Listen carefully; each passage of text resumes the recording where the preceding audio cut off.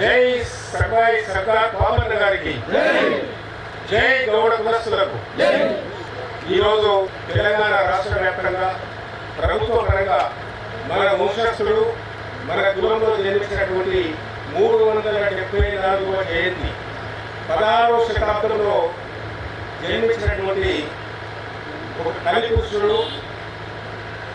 ఆ విధంగా సర్వాయి సర్దార్ పాపన్న గారు ఈరోజు తెలంగాణ రాష్ట్రంలో ఆయన జనగామ జిల్లాలో జన్మించడం జరిగింది.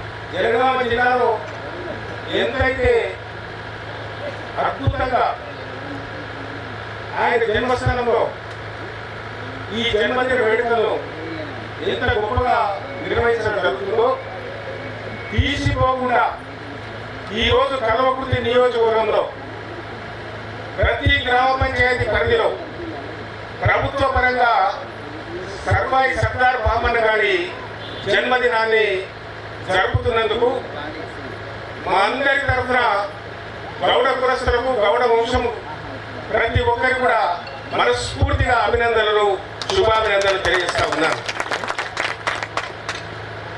మరి వేదిక పైనటువంటి మిత్రులు,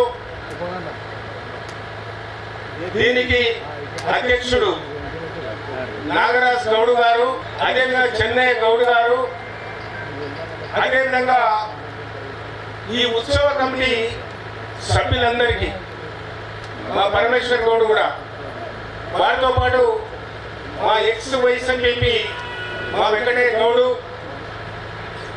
వెల్దంట మన నాయకుడు వెంకటయ్య గౌడు, అదేవిధంగా మన సుద్దపల్లి వెంకటేష్ గౌడు, దాంతోపాటు లక్ష్మీనారాయణ గౌడు చెన్నంపల్లి, మా అల్లాజీ గౌడు, వారితో పాటు మిత్రుడు ఉప్పల వెంకటేష్ గారు, కడతాల్ మాజీ సర్పంచ్ మన లక్ష్మీ నరసింహారెడ్డి గారు, రామ్ గారు, భీమయ్య గౌడ్ గారు, కుమారు, ఇంకా వేదిక పైనటువంటి గోపాల్ కానీ, అదేవిధంగా మా శేఖర్ మాజీ సర్పంచ్, మాజీ ఎక్స్ ఎంపీడీసీ, వారితో పాటు మా కుటుంబ సభ్యులు, పెద్దలు, మా ఆత్మీయులు, మా అక్క చెల్లెళ్ళు, మా అన్నదమ్ములు, పేరు పేరున మీకు అందరూ కూడా ఈరోజు పాపన్న గారి జన్మదిన సందర్భంగా, రేపు రాఖీ పండుగ ఉంది, రాఖీ పండుగ సందర్భంగా మీకు అందరూ కూడా శుభాకాంక్షలు, మరొకసారి అభినందనలు తెలియజేస్తూ ఉన్నాను.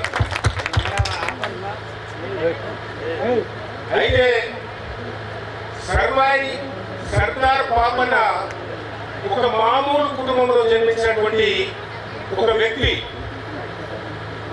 ఆయన తండ్రి పేరు ధర్మన్న, ఆయన తండ్రి పేరు శ్రీమతి సర్వాయి. ఒక మామూలు సాధారణ కుటుంబంలో, ఒక గీతా కార్మిక కుటుంబంలో, కళ్ళు గీతా కార్మిక కుటుంబంలో కళ్ళు గీసుకున్నటువంటి ఆ కుటుంబంలో జన్మించినటువంటి ఒక సాధారణ వ్యక్తి మన పాపన్న గౌడ్ గారని సందర్భంగా తెలియజేస్తా ఉన్నాను. అప్పుడున్నటువంటి ప్రభుత్వం ఎన్నో అరాచకాలు, దోపిడీలు, ఈరోజు పన్ను వసూల పేరు మీద గ్రామాల్లో వీధుల పైన అనేక రకాల ఒత్తిడులు, అనేక రకాల హింసలు, అనేక రకాల బాధలు, అవన్నీ కూడా తట్టుకొని ఈ పాపన్న గౌడ్ గారు ప్రజల పక్షాన ముందుకు వచ్చేసి ఆ ప్రభుత్వం మీద తిరుగుబాటు చేసి ప్రజలు సమీకరించుకొని, ఒక సైన్యాన్ని సమీకరించుకొని ఆ ప్రభుత్వాన్ని గడగడలాడించినటువంటి ఒక సాధారణ వ్యక్తి సర్దార్గా మారిందనే విషయాన్ని సందర్భంగా తెలియజేస్తా ఉన్నాను. ఆయన మొట్టమొదటిగా ఈరోజు నైజాం ప్రభుత్వానికి సంబంధించినటువంటి గోల్కొండ కిలను స్వాధీనం చేసుకొని 7 నెలల కాలం గోల్కొండ కిలను పరిపాలించినటువంటి ఒక బడుగు బలహీన వర్గాల కుటుంబంలో పుట్టినటువంటి గొప్ప నాయకుడు మన సర్వాయి సర్దార్ పాపన్న గౌడ్ గారని ఈ సందర్భంగా తెలియజేస్తా ఉన్నాను.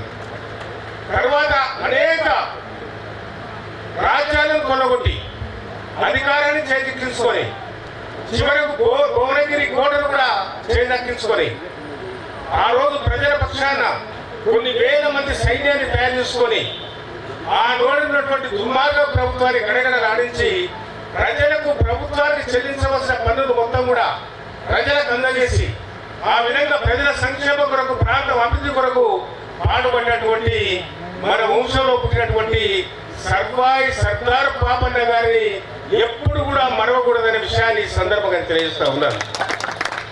ఆయనను స్ఫూర్తిగా తీసుకోవాలి, ఆయన ప్రేరణగా తీసుకోవాలి, భావి తరాలకు ఆయన చరిత్రను చెప్పాలి.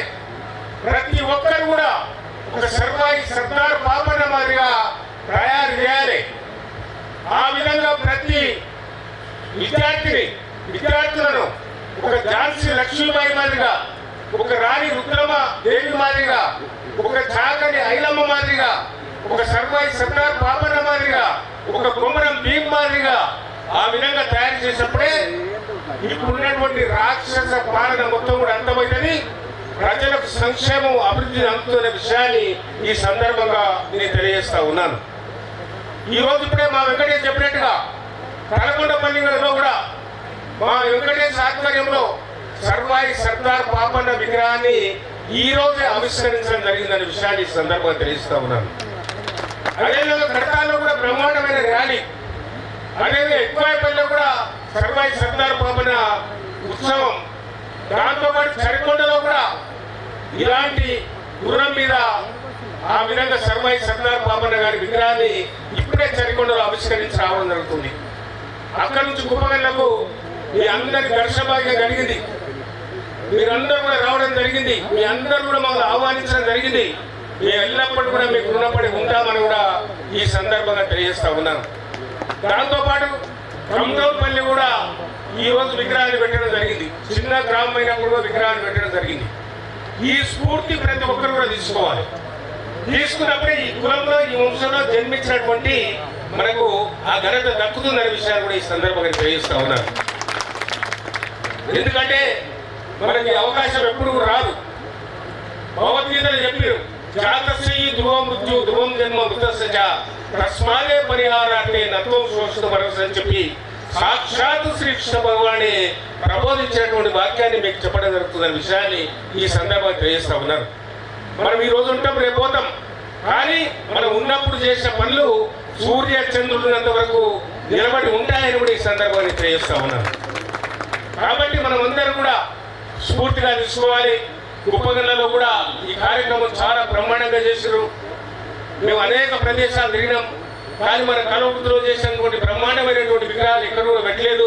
ఆ కీర్తి ఆ ఘనత మీకే దక్కిందనే విషయాన్ని కూడా ఈ సందర్భంగా తెలియజేస్తా ఉన్నాను. మరి నాకన్నా ముందు ఇప్పుడు మాట్లాడేటువంటి ప్రస్తుత ఎమ్మెల్యే మీరు ఏదో కమిటీ అని అడిగారు, మీ పక్షాన్ని నేను ప్రభుత్వాన్ని డిమాండ్ చేస్తున్నా.